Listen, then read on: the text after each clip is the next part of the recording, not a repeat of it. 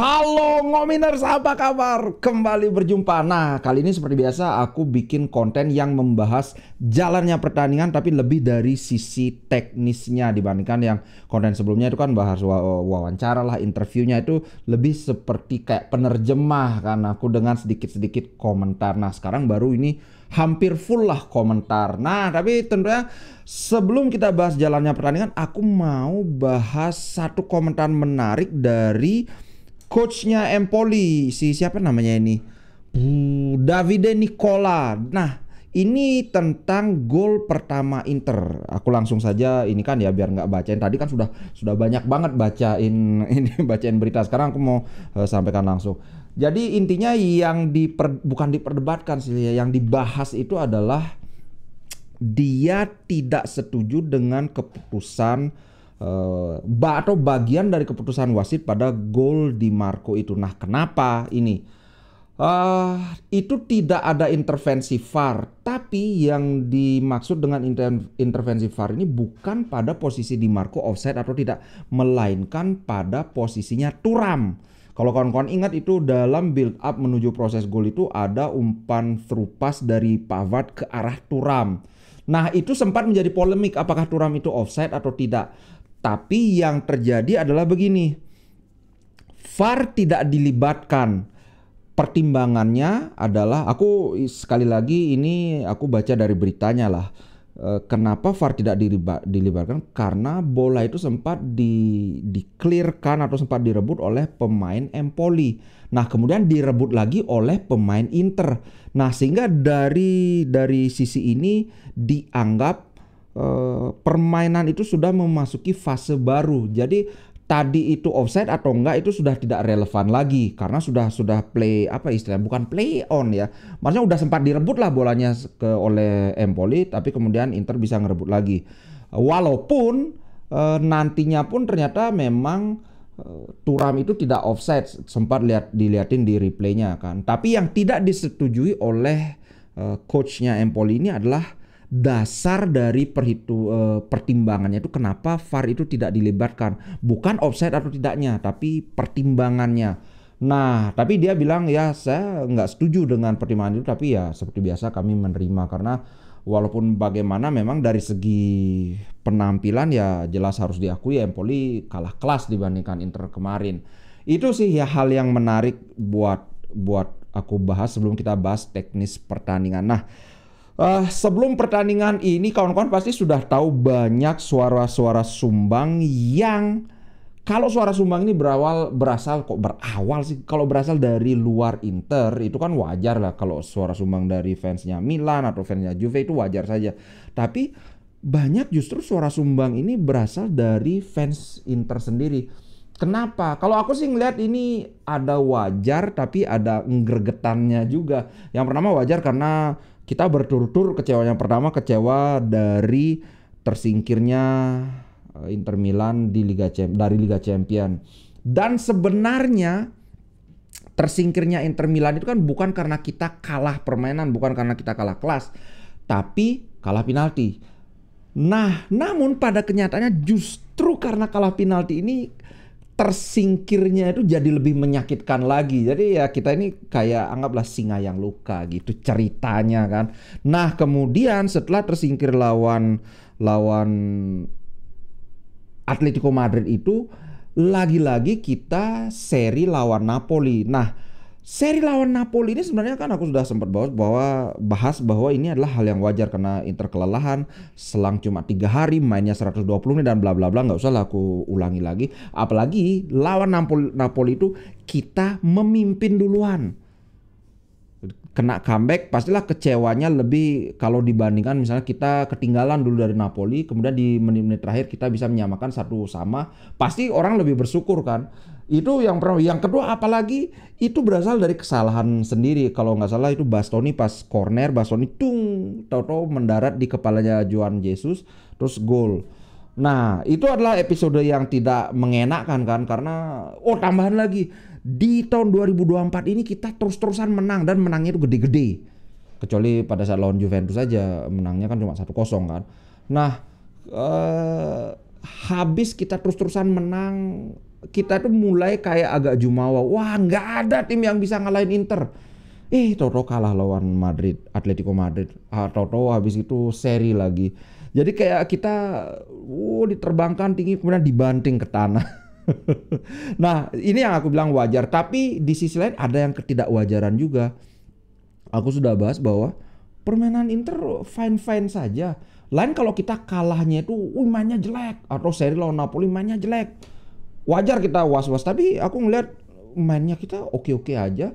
Taktik berjalan seperti biasa. Cuman ya striker kita lagi periode nggak ngegol itu kan. Sampai ada yang bilang, wah ini jual aja, beli Osimhen. Nah, kemarin pertandingan lawan Empoli ini menurutku adalah ada dua hal yang bisa ditarik kesimpulannya. Pertama, Inter fine-fine aja seperti yang aku bilang bahwa permainan Inter itu ya masih bagus, masih mendominasi. Aku bisa perlihatkan sebentar. Yang kedua, penyakit Inter itu masih ada. Apa itu penyakit Inter? Membuang-buang peluang. Dari umpannya Barella yang disundul sama Lautaro tapi kenanya tipis banget. Kemudian siapa lagi yang Pavard, hampir saja Pavard pecah telur, tapi di menit-menit bukan di menit-menit, bahkan di sepersekian detik terakhir itu bisa diblok, ininya deflected. Kemudian dari one-two Lautaro Martinez dengan Bastoni sudah bagus sekali tembakannya. Toto kena tepis dikit, kena tiang gawang mantul. Kemudian siapa lagi? Dan yang umpan yang paling luar biasa dari Di Marco menuju Barella itu, peluang yang 90% gol. Karena pemain Empoli itu kan dua-dua udah jatuh karena gagal menghalau umpan tarik dari Di Marco ke Barella. Tahu Barella tembakannya ngehe ke sisi kiri gawang. Aku sudah sebel banget sebenarnya. Tapi di sisi lain, walaupun Barella membuang peluang, mainnya dia bagus banget secara keseluruhan. Nah, ini sama kayak Arnautovic saat pertemuan di leg pertama lawan Atletico Madrid. Arnautovic mainnya bagus, tapi ketika bagian saat harusnya dia menyelesaikan peluang, langsung kena kutuk dari entah apa, dia punya karma jelek di masa lalu, aku udah ngerti. Nah, begitu juga Barella kemarin. Kalau aku lihat man of the match antara Barella atau Di Marco. Tapi kalau aku pribadi sih aku pilih Barella karena dia melakukan semua hal kecuali assist dan nyetak gol. Itu aja yang dia tidak lakukan. Tapi bertahan, build up, bahkan playmaking, membuat suatu skema build up. Sorry. Itu sangat bagus Barella. Yang menarik adalah begini. Aku mau bahas karena kemarin ada yang bilang, wah kok Inter mainnya gini. Wah Inter tidak sebagus biasanya. Nah, aku mau katakan bahwa aku setuju ketika ada yang bilang Inter nggak sebagus biasanya. Sebagus biasanya ini tentunya diambil ketika kita menang 4-0 ya jelas. Tapi aku berani katakan bahwa dari segi dominasi aku berani bilang bahwa Inter mendominasi dari banyaknya peluang ya. Kalau kawan-kawan sekarang lihat highlight pertandingan Inter lawan Empoli, itu highlight peluang-peluang Inter aja mungkin 90% peluang Inter aja. Dan kita itu juga didukung dengan ini. Di babak pertama ini yang agak anomali. Di babak pertama itu Inter begitu mendominasi tapi di menit awal doang. Sampai terciptanya gol Di Marco di menit ke-5 atau 5, berapa. Tapi setelah terciptanya gol Di Marco itu justru permainan Inter menurun. Empoli mengacak-ngacak, bukan mengacak-ngacak sih ya. Ya intinya mereka lebih banyak pegang bola lah. Kalau di sini kawan-kawan lihat memang ball possession 56% ya, lebih banyak. Tapi kalau kawan-kawan nonton pertandingan pasti setuju dengan aku bahwa periode setelah Inter menyetak gol itu memang Empoli lebih leluasa bawa bola. Dan kalau nggak salah hitung di babak pertama aja itu kita ada 3 atau 4 kali kecolongan crossing dari sisi kanan kita. Wih, lumayan ngeri kan. Walaupun di babak kedua Inter ya seperti biasa habis ditempeleng satu-satu sama Inzaghi, permainan Inter membaik. Terbukti ball possession 63%. lawan 37%. Kalau kawan-kawan bandingkan, ini di babak pertama itu 56 berbanding 44%. Bahkan peluang mereka lebih banyak di babak pertama. Cuman ya yang on target cuma 3. Kalau nggak salah yang di babak pertama yang penyelamatannya Audero yang terbang itu. Tapi sebenarnya itu bukan bola sulit. Cuman ya isi action aja, isi lompat gitu. Padahal kalau dia berdiri gini aja kayaknya ketepis kok itu bola. Tapi kemudian kawan-kawan lihat ini di babak kedua Inter mendominasi total 12 tembakan, 3 on target, sementara mereka 0 yang on target. Artinya hampir tidak ada ancaman yang layak diperhitungkan di babak kedua. Kalau kita lihat secara keseluruhan ya jelas Inter expected goal Inter itu 2,09. Gol yang berhasil dicetak itu adalah 2. Berarti ya memang banyak peluang yang terbuang, tapi sebenarnya kalau kita lihat secara keseluruhan ya nggak jelek-jelek amat gitu loh. Bahkan kawan-kawan kalau kita lihat salah satu bukti lagi bahwa Inter mendominasi adalah big chance. Inter punya 2 big chance. Satunya berbuah gol tapi satu miss. Ada justru satu gol yang satu gol itu tidak dari big chance, yaitu golnya Di Marco itu bukan big chance. Kalau kawan-kawan mungkin aku ingatkan, big chance itu yang dimaksud big chance itu adalah kesempatan emas bertabur peluang intan permata gitu. Maksudnya intinya adalah suatu peluang di mana mestinya gol, itulah intinya. Biasanya mestinya gol itu kalau penalti itu masuk big chance. Kemudian ketika one on one dengan kiper itu big chance. Kemudian ketika walaupun di depan pemain kita itu masih ada pemain lawan, tapi jalur antara bola dengan gawang itu sudah tidak ada pemain lain selain kiper, itu masuknya big chance. Nah, big chance ini aku rasa yang dimasukkan big chance ya Barella itu, karena dua pemain yang poli kan udah terjatuh, udah nggak bisa ngapa-ngapain, toto tembakannya yang melenceng. Nah, ini yang aku bilang bahwa kalau kawan-kawan bilang, ada yang bilang bahwa Inter tidak sebagus biasanya, aku setuju. Tapi tetap permainan Inter itu bagus. Bahkan kalau kita lihat dengan standar Serie A bagus banget namanya. Itu kemarin harusnya kita bisa menang 3-0 sampai 4-0 loh. Karena segitu banyak peluang kita. Berapa tadi itu? Yang shot on target kita tuh ada 7. Kalau 3 aja bisa gol kan mestinya bisa 3-0 kan. Kemudian ada beberapa pemain yang aku ingin apresiasi secara khusus. Pertama, Audero. Ini kalau nggak salah adalah clean sheet ketiga Audero bersama Inter setelah sebelumnya 2 pertandingannya. Kalau bukan clean sheet ketiga berarti clean sheet kedua. Tolong ini aja ya dikoreksi. Kalau nggak salah sih ketiga. Nah, dia melakukan 3 penyelamatan, tapi menurutku 3 penyelamatan ini tidak ada penyelamatan yang susah. So di satu sisi aku apresiasi, tapi di sisi lain ya kalau dibandingin si ini ya masih jauh. Kalau dibandingin si siapa namanya? Sommer. Itu Audero. Kemudian Pavard, Pak. Aduh, Pavard ini mainnya sangat istimewa. Sampai kemarin Pavard dan Bastoni yang ingin aku apresiasi ya. Kemarin kan wah ini Bastoni calon defender terbaik Serie A musim ini, defender of the season kan. Nah, kalau aku bilang sih calon defender terbaik Serie A musim ini harus berasal dari Inter Milan. Kenapa? Ya simpel, karena pertahanan Inter terbaik di musim ini. Kan nggak masuk akal, Inter paling sedikit kebobolan tapi nanti back terbaiknya dari Milan gitu kan, aneh kan. Nah, dari 3 center back Inter ini ketiga-tiganya layak mendapatkan itu. Maksudnya yang manapun yang dapat nanti defender of the season, susah kita untuk komplain. Karena pertama Alessandro Bastoni mainnya bagus, sangat konsisten. Ya pernah sih 1-2 kali dia nggak bagus, tapi secara umum dia konsisten. Pavard, wow, secara bertahan sangat solid. Aku belum pernah ngelihat, seingatku duel 1 lawan 1 yang duel bawah ya, nggak pernah kalah dia 1 lawan 1. Kemudian Acerbi, jelas Acerbi dari musim lalu udah gila-gilaan mainnya. Nah, kalau aku pribadi aku pilih Pavard defender of the season. Tentunya ini akan jadi luar biasa kalau beneran dia defender of the season. Ini musim pertama dia di Serie A langsung jadi defender of the season kalau kejadian. Di permainan kemarin sendiri dia kontribusinya sangat nyata. Ada 3 clearance, 2 dia ngeblok tembakan, ada 2 intercept, ada 3 tackling. luar biasa. Kemudian yang menarik lagi adalah accurate pass. Bayangkan 96% akurasi passingnya. Jadi dari 52 keras sekali suara. Dari 52 umpan itu cuma 2 yang tidak tepat sasaran. Termasuk umpan yang ke Thuram itu yang menjadi cikal bakal gol, walaupun ya setelah itu sempat direbut bolanya Thuram yang agak kalah duel. Tapi Pavard menurutku kemarin tampil sangat istimewa.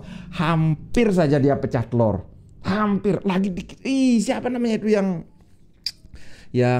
ngeblok tendangan dia, benar-benar aduh, kalau nggak itu aku yakin banget itu pasti 99% sudah gol sih Pavard.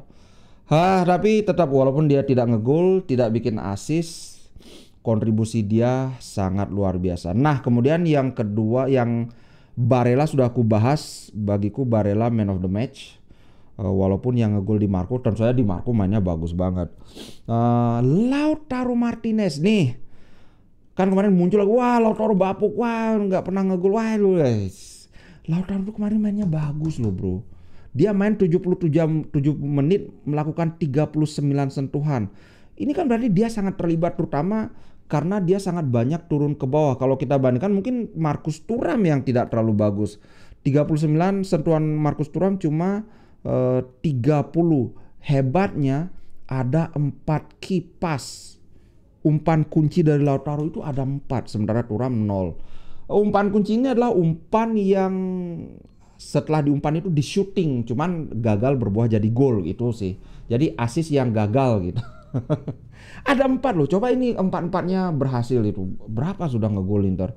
So silahkan mau katain aku lawyernya Lautaro, fanatik sama Lautaro, menjilat pantatnya Lautaro, aku nggak peduli. Yang jelas aku menyampaikan pendapatku.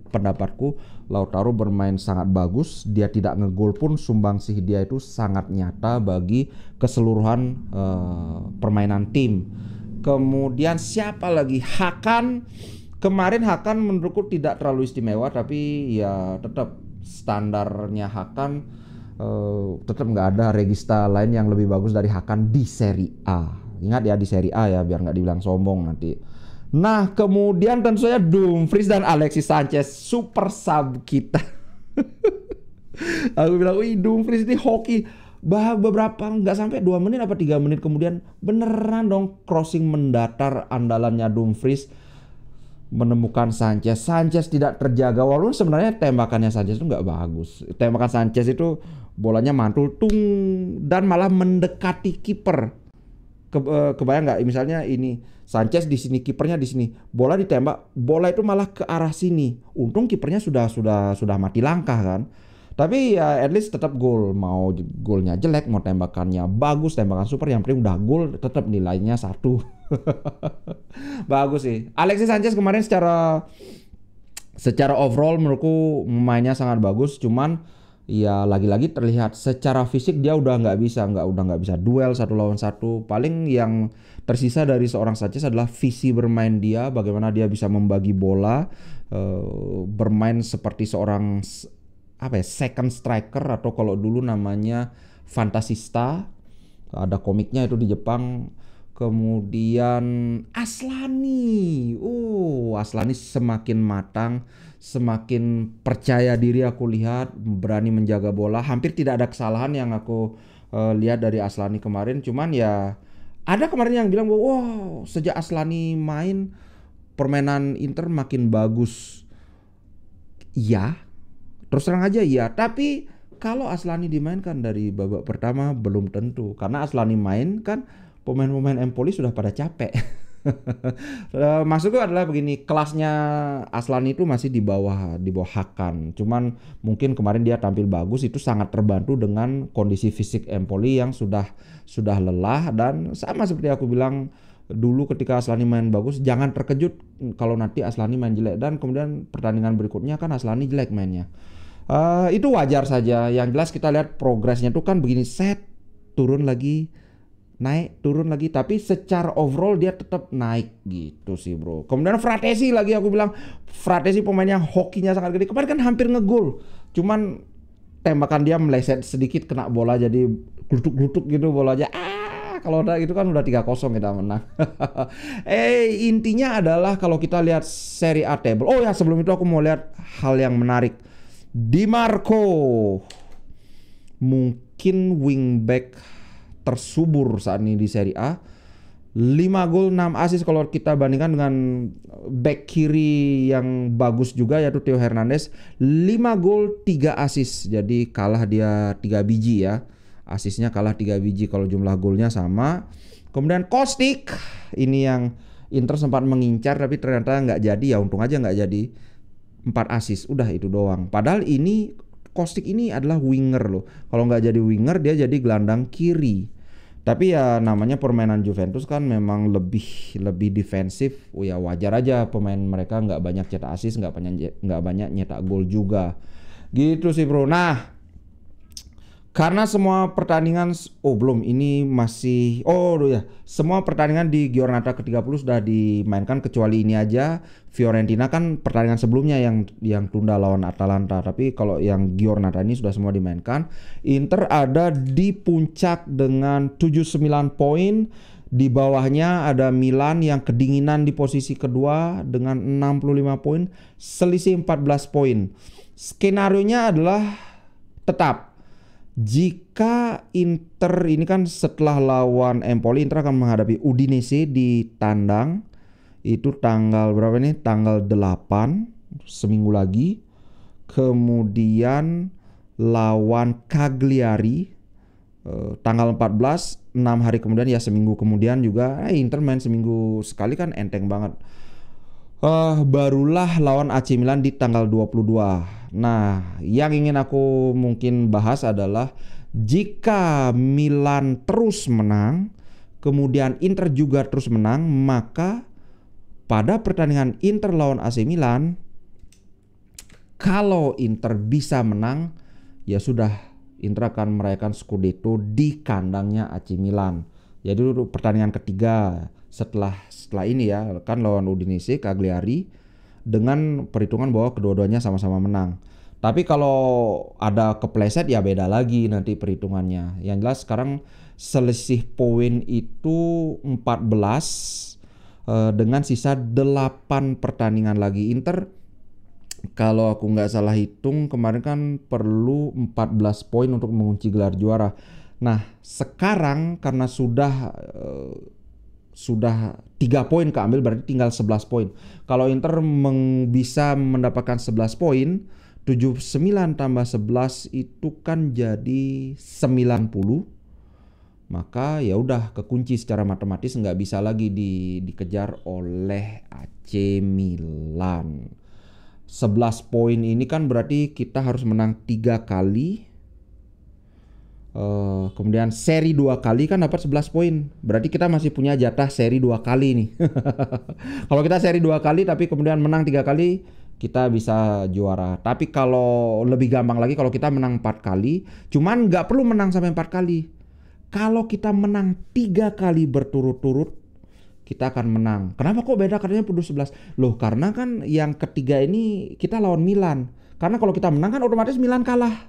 Itu kenapa kita secara matematis kita sebenarnya perlu 11 poin untuk menang. Tapi kalau secara de facto-nya, karena pertandingan kita yang ketiga itu lawan Milan, jadi ya kita hanya butuh 9 poin lagi gitu. Jadi 3 kemenangan lagi, termasuk kalau kita bisa mengalahkan Milan maka Inter akan Scudetto. Gitu guys. Terima kasih. Oh iya, terima kasih buat Toretto KW karena nyawer bahkan setelah aku udah selesai live streaming. Wah, isi kata-kata mutiara. Kalau lelaki nggak bisa dipegang omongannya, apanya dong yang dipegang? Wih, sebenarnya pingin tak balas itunya. Thank you banget bro Toretto KW.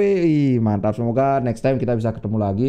Dulu kan kita ketemu di Jakarta, next time kalau ke Bali kita harus ketemu di Bali. Oke, itu dulu, sampai jumpa di konten berikutnya. Ciao.